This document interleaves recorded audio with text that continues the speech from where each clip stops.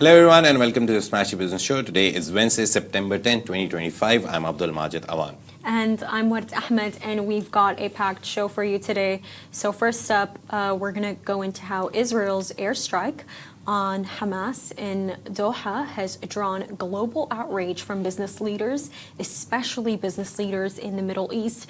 The UAE, in a very exciting move, has unveiled K2 Think, an AI model to rival OpenAI and DeepSeek, Revolut to launch in the UAE with Regulator nod, and they're planning a hiring spree. And finally, PIF is setting its sights on $2 trillion, and they're pledging $600 billion for U.S. deals. The Love in Dubai Community Awards 2025 are nearly here to celebrate the extraordinary achievements of individuals who have made a genuine and lasting impact on Dubai this year. The winners will be announced at an awards show on September 11th, tomorrow. So stay tuned, everyone. You still have time to vote. I think that this is really exciting. It's September 10th today. What are you thinking, Majid?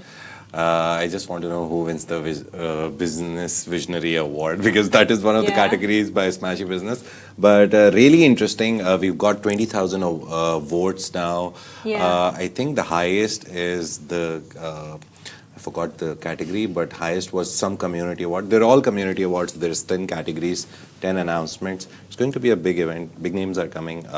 And it's not only just big names in terms of being big names. Some of the people who've made such a big impact in the community, they're also coming. So I'm excited to meet all of them. I'm more, to be honest, I'll give you my very honest opinion. I'm most excited to meet that Talabat rider, the lady. Really? Yeah, she's just cute. She's very interesting. She's such a character because we have so many, the things she does. Because recently, when I came from Georgia, good time to tell this story. Usually when you go to airports, the airport taxis are there. Usually a guy comes out and you're like, bro, sit. And there was a woman driver this time. And I had a chat with her. She was from Uganda, and a very nice chat, basically. And I was so happy to see that now they're part of, wherever you see women participating. If it's the lowest laying job or it's at the CEO level, it's such interesting to see very male-dominated jobs. Now you see women there also. I know. And it's like, for me, honestly, there's just one person on my mind. I really hope I see her. Sarah Hamouda, the Dubai viral chocolate lady. Listen, I'm going to go up to her and be like, man, you changed the world. Like, you changed the world. She's nominated, so. She changed the entire world. Like, did she not? But like, just on the topic of Lovin, I think that this is like so exciting for them. The fact that after like a decade, they've done all of this. Like, you know, if you compare it to other media outlets, like off the top of my head, I could think of the New York Times. They've been around for like over 100 years. And you take a look at Lovin, they've been around for 10 years. The impact that they've done, it's so crazy. And you know what, Majid? I think the account works so well because, number one, they've had that first mover advantage. They've come into a market where that kind of news did not exist. And this is why, like, I always say no to the Love in Dubai haters. Like, you're genuinely being a hater because, like, if you take a look at America, right, they have a lot of lifestyle news, right? They're always talking about Ice Spice. I don't know, what's Black China's mom doing? What's Kim Kardashian up to? But for some reason here, when you talk about those, like, characters that exist in the Middle East, like, I don't know, what Ibrahim from Dubai Bling is doing or what Chris Fade is up to, people are like, oh my God, wow, like that's such important news. Honestly, it is important news because we're celebrating the people who are in our region. I think for me, and that's celebrities in the region. You have to make your own celebrities. You have to make your own businesses. You have to have a personality, to have an identity of the region. You need someone famous from every circle of life, be it a beautician, a beauty expert, or Huda Beauty, be it Ibrahim Al Samadi, cafe guy, it's important to talk comes about to them. Dubai Bling, kind of like a TV show. So you need a famous person or at least 2-3 famous persons in every circle of And life. I think with Lovin, like even its format, honestly, Yeah. it's so smart. The way that you can just like attach the Lovin slogan to like Yeah. any country. I think for me, what I'm hoping to see in the future is probably like a Lovin Muslim. I think it would work. I think it would work. There's like 2 billion Muslims in Rich the will world. listen to this show in the evening and No, most probably honestly. will have an account to buy tomorrow. No, He's very honestly, quick with this. I mean it. Like we need a Lovin Muslim soon, and I just think like the account, like what they've done, it's so cool. Like to the haters, to that account. Did you see the account, the hater account? Yeah. I just think you guys are Clown you're and- hating too much. Like the idea, it's too good. But just to move before we move on, in other news right now, what's happening is that oil prices have jumped. After the reckless Israeli strike in Qatar, Dubai-based property finder has drawn $525 million in fresh backing from Permira and Blackstone, and Khalaf al-Habtour is right now in Syria. So just to get started for our first topic of the day, Israel has launched a deadly airstrike on Hamas leadership in Doha, Qatar on yesterday, and the attack targeted a residential compound in Laqtafiya, West Bay Lagoon during ceasefire talks. Now reports say 15 jets dropped 10 bombs, killing 6, including the son of senior Hamas leader Khalil al-Haya. And Qatar labeled the strike cowardly and said it received no prior warning from the US. A member of Qatar's security forces was also killed. Top Hamas leaders, including Khalil al-Haya, survived while the compound sustained significant damage, sending shockwaves across the region. Dubai businessman Khalaf al-Habtour denounced the attack as a blatant and outrageous transgression, warning that its impact extends beyond Qatar. Silence is no longer acceptable, he said, stressing the threat it poses to Gulf and Arab world security. Meanwhile, Egypt's richest man, Naguib Sawiris, called the strike unprecedented, breaching state sovereignty and targeting those deemed enemies by the aggressor. He warned it sets a dangerous global precedent, potentially threatening international law and world peace if left unchecked. The Doha strike has drawn widespread global criticism from business and political leaders. Analysts caution it could destabilize Gulf security and escalate regional tensions, highlighting the fragile balance of diplomacy amid the ongoing Israeli genocide in Gaza. Yeah, and very importantly, if you go into more details, everyone is criticizing this because let's make it simple. US, Israel, basic allies, right? Doha, we've seen when Trump visited even, they have a US base in Doha. Apart from that, Qatar is very good friends with US. So you don't attack a friend's friend, right? Doesn't make sense, has absolutely zero logic. Funnily, Mr. Trump himself called it very bad. The White House in the morning, the press secretary, she came and she said that we were told by Israel that they're going to do this. They warned us prior, but Qatar saying that US never warned them. So it's kind of such a big web of who said what and what happened that right now, even like commenting on some of the facts is very difficult. The only good thing about this is there's the Al Jazeera, which I religiously follow for such news because they are based in Doha. They have regional head offices and offices as well. But again, they're always based in Doha. They said that whoever they were targeting, they missed. Instead, they killed the son of the leader who they were trying to kill. Another interesting fact is they were actually there discussing peace treaty or ceasefire agreement with the US people. They were there to discuss a peaceful ceasefire negotiation. And Israel was like, wow, what a nice opportunity to attack them. Like, how can you make sense of any of this? There is no sense. That is why the foreign minister of UAE also called it reckless. Qatar itself called it reckless, cowardly. There's I think you can come up with 100 adjectives and still can't justify what Israel has done. And I think with the entire thing too, Majid, is, I know that there are some people going around theorizing right now that know that they were aware of this, that Qatar was aware of this, but I think with this one, it's kind of hard to argue that because you can clearly see that civilians could have been hurt in this case.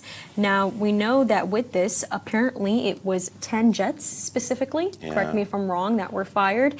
Now, while the exact models of all the jets involved were not fully detailed in the sources that we have right now, it is confirmed that Israel has F-35 stealth fighter jets. They're basically US made and they're capable of avoiding radar detection. And so according to the estimates that I have, those jets could be around over $100 million. And if you're asking yourself, like, why am I bringing up those jets? Why am I bringing up how much they cost? I mean, you have to think about the fact that for the longest time ever, people have been protesting against the fact that the U.S. continues to fund Israel. You know, this number really does stick in my head, and me and Majid, we constantly mention it.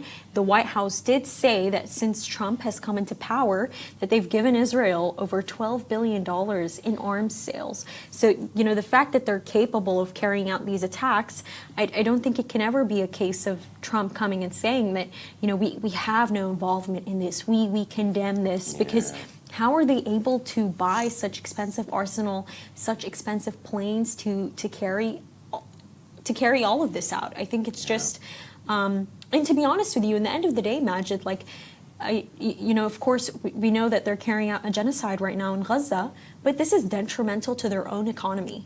It is detrimental to Israel's economy. We've seen the numbers recently. You know, there's reports about highly skilled Israelis leaving the country in such high numbers. Right now, they're saying that a lot of them are buying real estate in Cyprus, and like, nobody is winning here. Nobody is winning here. The simple thing I can say is someone needs to put a leash on them. Khalaf al-Abtur is quite right that silence is no longer an option. It's not acceptable. He has called for Arab unity over this because it's actually an attack on a sovereign Arab nation, which is, I think, by far the third largest economy in the Middle East right now. They're supporting Syria, they're supporting Lebanon, Saudi is the biggest. In terms of GDP, if you see, UAE is the second, Qatar is the biggest third. It's actually an attack on one of the biggest countries in the Middle East. How, what, when, where, all these questions are now arising. To be honest, I don't expect a retaliation over retaliation, but I expect a very stern response, which has come from Qatar in terms of statements. The Prime Minister has sent out a statement, the Emir has sent out a statement, Foreign Office, Ministry of Interior, everyone has done a statement. But I think on a global space, the UN conference is going to happen, the UN thing. So the UN General Assembly is going to convene this month. I think in the strongest word that you can come up with, every Arab country should go there and say very clearly that this is not right. Even if it's everyone knows that Hamas's official head office is in Qatar, and Qatar helped them set that up. So in terms of communication, it can become easier, but that doesn't mean you can just go in and bomb it. Yeah. And the funniest, more important, I'll repeat it again, they were there to talk about the peace treaty. They were there to talk about the ceasefire negotiations with US people. How?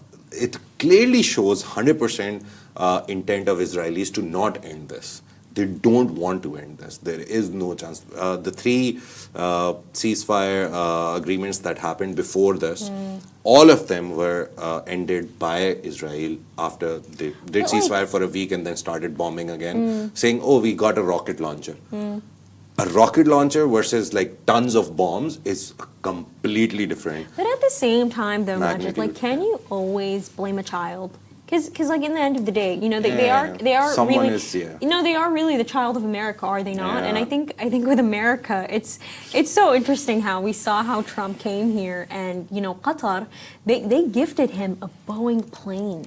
a very luxurious plane. I believe it was a 747, and it was worth $400 million. They gifted him a plane, a really, really special, expensive plane with To use so as Air much Force history. One. Exactly, for to respect him as a president. And not just that, Qatar agreed to buy over, I believe, specifically 210 Boeing planes. I mean, that is a crazy exchange there. I think that they've done a lot for the Americans, and I think that Israel doing this, it's not really a great show of appreciation from them. I don't think it's a really good business deal that is going on there. Your friend's friend, because your friend would get angry. Trump is very angry. If he says it's a very bad situation, that means it is a very bad situation. No, I love his tweets. I love them. I don't think he holds back. And if he's angry, that shows that whatever Israel is trying to do, he is actually angry. But yeah, apart from the politics, yesterday me and Rich were also talking about it, that you can't keep politics and business apart. It's a business show, but a lot of business people coming out and saying that this is wrong. It's a good show of strength from the Arab community, and that is what I feel. We need that right now, the Arab unity. UAE recently, remember last week, there was a very important comment coming from one of the people from the ministries that we are drawing a red line. You can't annex Gaza because they are trying to take over all of Gaza and West Bank. And we saw how he told them to evacuate. You all have to evacuate and go where? Go where, You're taking over literally everything, and where do we go? To the mountains? To Egypt? And where do we go? imagine, it's so wrong, right? Because we hear reports that, you have Trump coming up with this entire great plan. You have BCG coming up with this great estimate model to relocate Palestinians, 500,000 of them, give each one of them $9,000. And then you have Netanyahu asking all of these Palestinians in Gaza to evacuate. It's like nothing is really lining up. It seems that every single person has their own kind of opportunistic plan of what they would like to do with Palestinians, and it's completely unfair. But just to move on to our second topic of the day. Some good news. Yes, some good news indeed. The Mohammed bin Zayed University of Artificial Intelligence, in partnership with Abu Dhabi's tech group G42, has unveiled K2 Think, a 32 billion parameter AI model designed to tackle complex reasoning. Now, the launch positions the UAE as a growing competitor in the fast-evolving global AI landscape.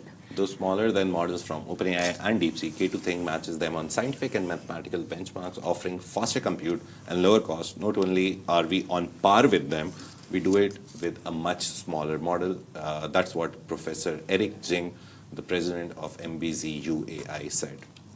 Now, His Highness Sheikh Tahnoon bin Zayed, deputy ruler of Abu Dhabi, called the model a significant step in advancing artificial intelligence from the UAE to the world. Now, MBZ UAI said K2 Think supports research, business, applications, and offers an open source framework for transparency and reproducibility. And K2 Think runs efficiently on specialized hardware from Cerebrus systems, making inference up to 10 times faster than traditional GPU clusters. G42 provided infrastructure support and will explore commercial applications across industries, including logistics, finance, and engineering. And Professor Zhang highlighted the broader goal, building a sustainable AI institution. K2 is the tip of the iceberg, he said. MBZ UAI plans future models in healthcare and genomics, emphasizing efficiency and smarter designs as the next frontier in artificial intelligence. I think with the story, Majid, it's nice because it's like finally we're seeing things come to life. We finally have an answer to the question of why is the UAE investing so much in AI? Why do they need so many data centers? Like, why is all this money being poured into it? It's for this product, and I'm sure they're going to have more products to come. And it's honestly really exciting. Like, we're seeing things coming to life. We're seeing why they're just so excited to get those 500,000 NVIDIA chips be delivered to Abu Dhabi. The main thing is that they're trying to compete with the giants, and it's always good. You don't aim lower, you aim higher. If they're going for DeepSeek, which is China's best AI model right now, a chatbot, but on the basis of reasoning, you can say some chatbots are not that good. On the basis of OpenAI's reasoning, they're good enough. I think they're the best right now, but they're not still the greatest reasoning models right now. And if they say that in terms of reasoning power, they're equal even, not even great, equal even, it's such a big monumental thing. A lot of people won't understand because it's technical, to be honest, bad word, but technical gibberish. But to be honest, on a very simpler note, just think of this, that for example, you have a game which can only be run on PS5 and you need a good console to run a game. Right now, UAE has built a system which can do the same, will give you the same graphics, same playability on a PS2. So smaller scale, smaller investment, and they're doing the same thing. So remember the DeepSeek story when DeepSeek came out, a lot of people were like, oh, they only invested 6 million or Yeah, I think. it was $6 million. And everyone was like, oh, OpenAI has already spent like billions of dollars on them and still DeepSeek is doing a good job. To be honest, this is a same story. Again, we don't give credit to our applications a lot. Humane Chat is one of the examples. I saw the launch thing, but after that, it kind of died. There is no updates on it. No one is talking great about it. I think it's just the Silicon Valley bias that whatever they come up with is the best thing. Even if someone is making something great in UAE, in Middle East, people forget about it. I think it's because it's relatively new, and the fact that it just launched in Saudi, I think we'll definitely find out more once it's everywhere. But you have to realize, OpenAI, November 2023, right? ChatGPT, as soon as it launched, after like within a week, everyone went crazy about it. They got 1 million users within a week. I remember that. And all of them went crazy. And wherever you look, it was all about ChatGPT. I understand first mover advantage, the first time it happened, a lot of people are excited. But Humane Chat, I think they need better marketing. Maybe that's one of the things. Magic, they need to promote it more. When it was launched, it was actually the #1 app in Saudi Arabia. Humane Chat? Yes. Yeah, obviously everyone would try it. Honestly, I just truly think it's that fact that they haven't opened up to other countries yet. It's the fact that it was a launch and then you read into it and you're like, okay, fine, I can't use it. You know, like I need to wait. I need to wait. So either whatever they did as a soft launch, as soon as it becomes global, I hope it actually rivals one of the 4 or 5 big chatbots. But soon. They should do it soon. If, for example, if OpenAI opened and they're like, oh, we're only available in US, you would be like, what? Why? Right? So Humane Chat needs a better marketing plan and a better launch plan.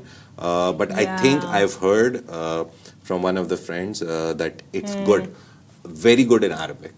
Not good, not as great as ChatGPT or any of the other ones in English. It's good enough. It's like one of the older versions of OpenAI when it comes to English, but in Arabic it's actually exceptional. So I'm waiting for it to come out so I can try the Arabic. I won't be able to understand a lot of it, but I'll try it. So Arabic wise, they should promote it more, that this is more an Arabic LLM platform for a lot of people who still are not comfortable with English and they want to communicate with a chatbot in Arabic. So there's a very nice point which they can use. I do agree with you, Magic, because it's so interesting. I remember when Trump was over here, like me and you, we were going crazy over it. You know, I found Tariq Amin on Instagram. I'm like, hey, dude, where are you from? And he was like, I'm Jordanian born, I'm from America. And at that time, we had even gotten a Smashi business exclusive, and the Financial Times only did it like 2 months later. And it kind of brings me to this point of, you know, it may just be a marketing move on a bad marketing strategy on their side, but it also may be the fact that I think that the news caught up to it late. That oh my God, we have this American Jordanian guy that's now heading this Saudi company, and they have an AI chatbot that's coming soon. I think it was definitely that they were slow with it because the articles came out later, which I was completely surprised about. You know, they usually come very quick with it. This K2 thing, it will do good soon. I think it's more for a commercial purpose, but as soon as it comes to the retail users, the basic users, the human users, the everyday users, it will be a big thing. But I think the time is not far when every country will have their own chatbot. To be honest, that time definitely. is there. But London-based fintech company Revolut is set to launch in the UAE after receiving in principle approval from the central bank of UAE for its stored value facilities and retail payment services licenses. The move marks a pivotal step in the company's Middle East expansion strategy. Revolut plans to ramp up hiring across the Emirates in the coming months. Ambarin Musa, CEO of Revolut Gulf, said the goal is to empower individuals with flexible, transparent financial tools. Musa also founded Middle East financial comparison platform, SouqAlmal.com, reflecting her deep experience in regional fintech innovation. And founded in 2015 by ex-banker Nikolai Storonsky, Revolut started with prepaid debit cards offering zero foreign transaction fees. That's the biggest thing that you should be looking out if you're listening from the UAE. Today, its services include bank accounts, money transfers, cryptocurrency and stock trading, bill payments, and budgeting tools. It's a whole complex system of applications now, and it serves more than 60 million users globally. Now, the company recently raised its valuation to $75 billion in a secondary share sale, boosting Soronsky's net worth to $14 billion. Now, Revolut has also expanded internationally to Australia, Brazil, Mexico, Japan, New Zealand, Singapore, the US, and India, aiming to become a top 3 financial app in every market. And Revolut said the UAE presents a pivotal growth market due to its dynamic economy, high digital adoption, and strategic financial hub position. The region's regulatory support and strong demand for innovative solutions make it an attractive destination for both investment and future expansion. And it's very important. Revolut is basically all your banking needs in one. I haven't tried it because, again, not available here, but it's a very interesting app because it will give a lot of banks a lot of problems. I remember the very first time I was introduced to Revolut, I was doing a story and I realized it's valued higher than some of the banks in Britain. So some of the banks in Britain actually have lower evaluations than an app. Imagine. That is so interesting. And they are kind of like a banking app.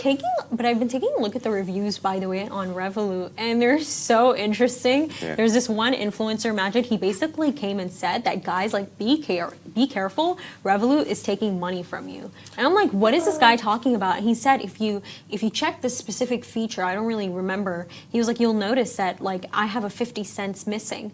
And someone was like, when they contacted them about it, they got a 20 euros refund. So I think that's a very I think it's a very interesting point there.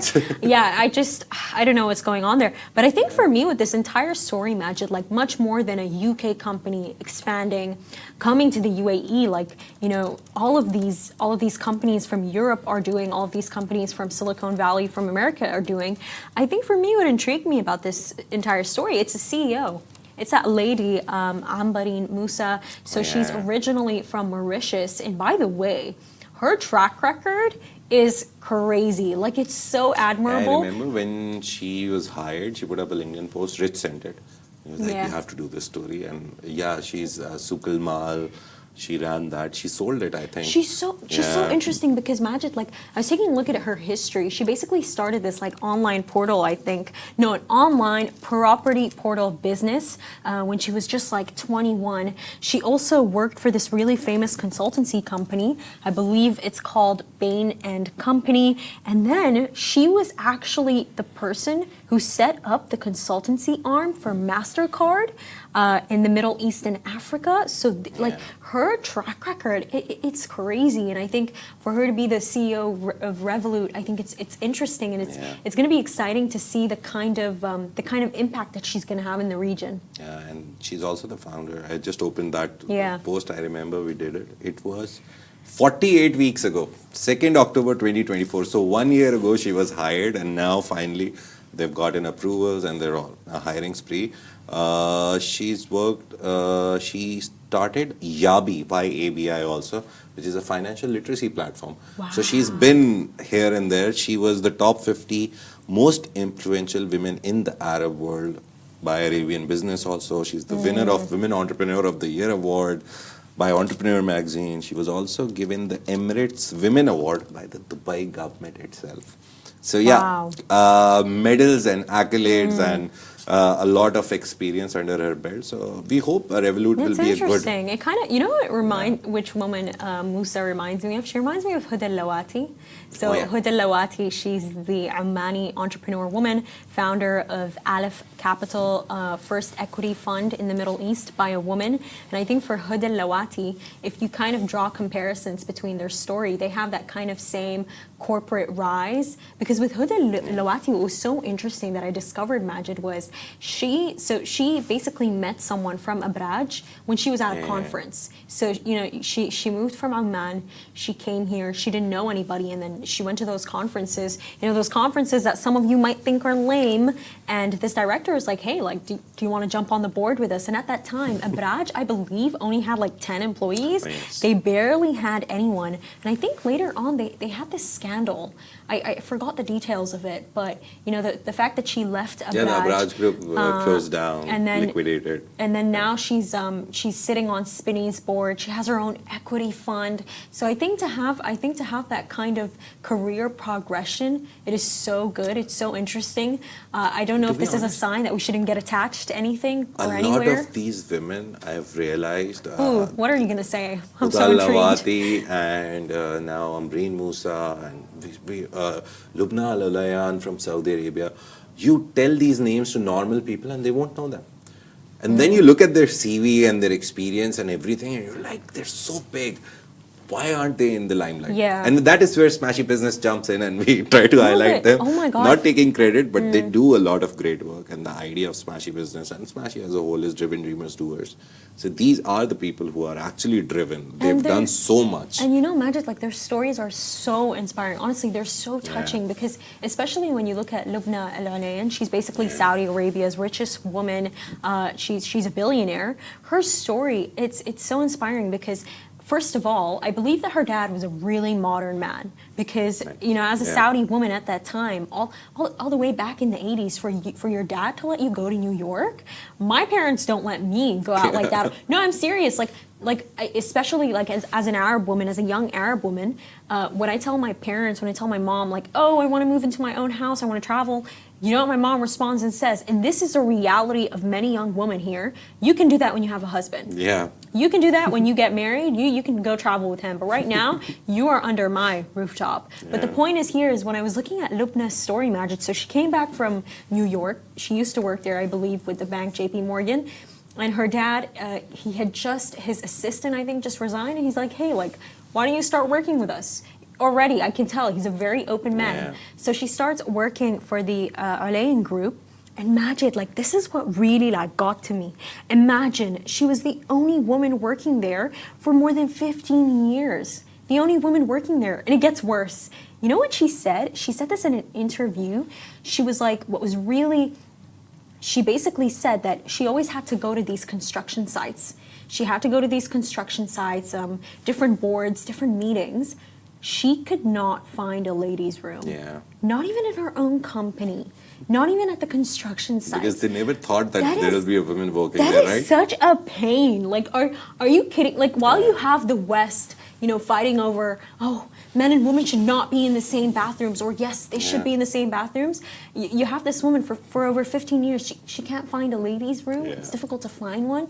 And it's we don't think about these things, but these women, they fought so hard to get their rights for us to now get all these weird influencers coming and saying that, oh, based on a woman's hormonal schedule, she shouldn't do an 8 to 5, and this is hurting us emotionally. Okay, maybe you're right, but you can't destroy all of that progress that has been made. I know you can laugh. It's okay. You can laugh. The way you talked about the influencer people.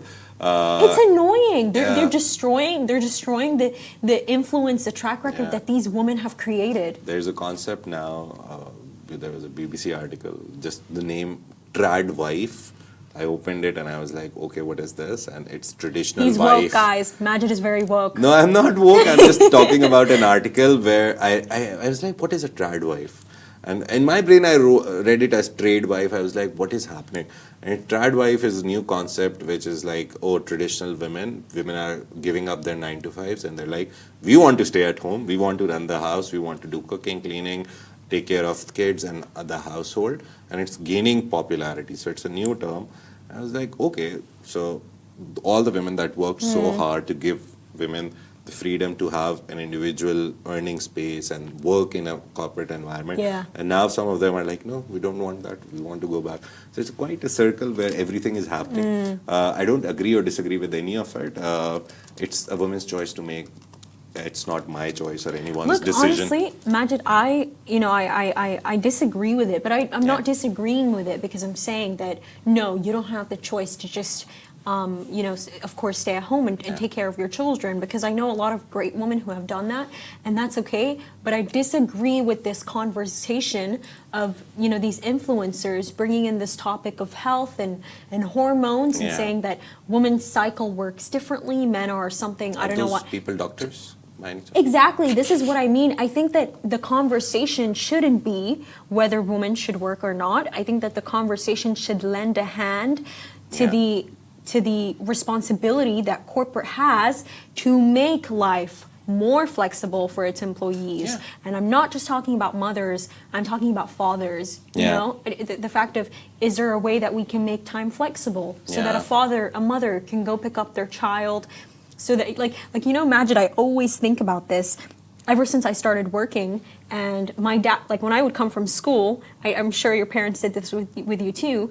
My dad, he's a great engineer, and he's an even better math teacher. And he would at 8 p.m., 9 p.m., he would give me my math lessons. And now that I think about it, I'm like, oh my God, he had such a grueling day at work, and he'd come home and teach me math for 2 hours. No wonder why he was so annoyed. Yeah. And so it's like, I think that instead of having this conversation that's so black and white of, oh, they should work or they shouldn't, we should actually have a more open conversation about, there's a responsibility that corporate has to make the life of parents more flexible, because it is a life that exists. I understand the grind, I understand the 24 hours on thing, but it's like Majid, like when I see you leaving work to either, go pick up your son or those things, I love it. I love seeing that, because the more parents that you have in an office, the more understanding, I feel, the more empathy, more people around you can build.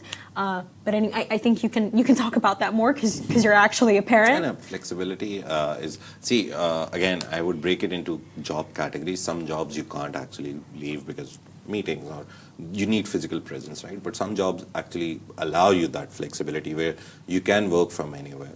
So it depends on the job and the field. But yeah, if there is an option where you can be flexible, be flexible. Yeah. That's the rule. That should be the rule, actually, because everyone has personal things that they need to take care of. Emergencies, health emergencies, pickup emergencies, car emergencies. There's like 1 million things that can go wrong in a day. There should be some flexibility, not like, okay, go home, come and after 2 hours go home.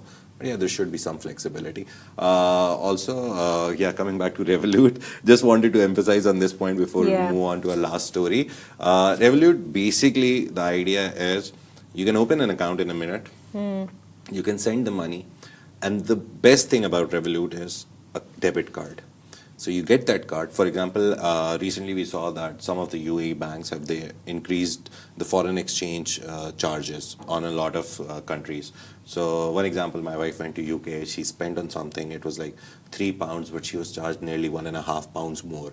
So it was a big jump. So I was like, don't take your sister's card, spend it, and then we'll give it to her. Give her the money that we owe. So that's the better way. But with Revolut, that's the good part. You just have one debit card which you can use anywhere in the world. So that's a good part. Another thing, the very important factor of Revolut is coming to UAE especially, we have so many people who send money to other countries. Pakistanis working, send money to their family. Indians, Nepalis, Philippines, people from Philippines, Saudis, anyone who lives there, 90%, 85% expat population, they send money back. Revolut has zero. To some big money transfers, they have zero fee. But on the smaller ones, they have very limited fee. So for a lot of people, it becomes easier. Because even right now, I was trying to send like 400 dirhams to Pakistan, and there was a 18 dirham fee on it. I'm fine with it. But a laborer who earns 1,000 or 1,200 or 1,500, for him 18 dirhams is 2 times meals, right? So for him, it's big. I asked the guy, I was like, how do I avoid this? He's like, the minimum is 800. So if you send 800 dirhams to your country, then we will charge you zero fee. So, and it's a bank fee. It's a legal bank registered fee. It's not that they're charging. So that's the case. Revolut will help in this to send money back to your countries. And that is why I think in India, it's become a big phenomena. Because a lot of people from here, they're happy to send money. And so when you have Revolut in India and UAE, a lot of money will be exchanged. You know what this reminds me of, Majid? I think this is why some of us need to start thinking of that new neobank that was developed, Moonify, by the co-founder of Husby, Ahmed Ashmawi. So it kind of has that same concept. It's a neobank. They basically want to help people transfer money from the Middle East to anywhere in the world, I believe. So I would rather support local. Do you think in 10 years we won't see any bank branches? Because every bank is going digital. I've been here 3 years. I've never been to a Fab bank. I opened my account online. I've never been to a Fab branch. 3 years. Wow. So why do we need that branch? You know what, Majid? You need it for paranoid people. You need it for people who need someone. Honestly, you do. I'm so sorry, but sometimes a chatbot is not enough for me. I had this situation that happened to me over the weekend, Majid, where basically when I was transferring money from my bank account to my card, it was showing that like my card had an outstanding balance. The money wasn't being transferred. I was like, but the balance is going down. It's not being reflected here. So I called the bank. I'm not going to say their name, but I called the bank at like 12 a.m. at night. I'm like, hey, like what's going on? And they're like, oh, hey, there was an email sent an hour ago that has to do with your kind of card.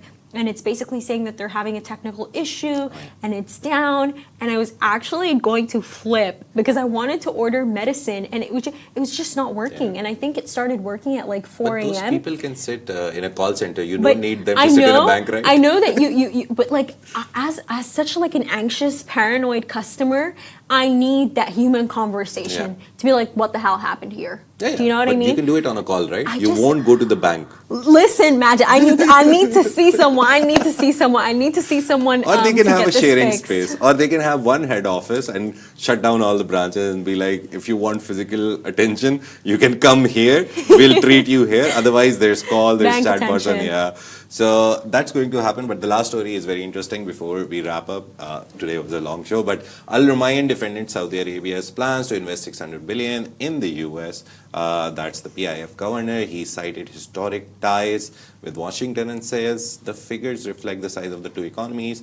He has stressed the plans involves both the central government and private sector partners. He was basically speaking in the US. So Saudi Arabia's public investment fund will unveil a new strategy within the next 2 months, aiming to double assets under management to $2 trillion by 2030. This is so exciting. It'll be interesting to see if they'll beat Norway at this point. He basically also said that the blueprint will extend beyond 2040, building on PIF's domestic and international investments, Al Rumayyan told business leaders in Washington. And PIF's current assets stand at approximately $1.075 trillion, just let's say $1 trillion, with 80% held domestically, reversing the 5-year-old ratio of 20%. Al Rumayyan also emphasized the fund's increasing focus on supporting Saudi development through international co-investments and strategic partnerships. And the sovereign fund also leverages procurement deals to bring foreign manufacturing to Saudi Arabia. When we place large orders with international suppliers, we ask them to move some manufacturing to the kingdom. In this way, we're both winning. And lastly, PIF's income has dipped this year due to Aramco dividend cuts and lower oil prices. The fund raised $2 billion through a 10-year bond sale. They're constantly raising money through something. The forthcoming strategy will guide PIF's growth while maintaining a focus on Saudi economic development. The main idea is, you always talk about Saudi Vision 2030. Basically, PIF governor is saying that we right now have Saudi Vision 2040 already in planning phase, and they are going to announce it soon enough, within a week. So, get ready for us to keep calling keep saying Saudi Vision 2030 and Saudi Vision 2040 now. It's not going to be only Saudi A new Vision year 2030. unlocked. And that's a wrap for today, everyone. Thank you so much for tuning into the Smashi Business Show. Make sure to follow us across all social media channels at Smashi Business and stay ahead with our daily newsletter. You'll find the subscription link in the description. Make sure to vote for the Love in Dubai Awards. And this has been a Smashi Business Show, Smashi Business production, part of the August Media Podcast Network. A big shout out to our 2.3 million monthly listeners across all Augustus Media platforms. You make this possible. If you're one of them, we appreciate you. See you on Thursday. Have a great day. Bye-bye.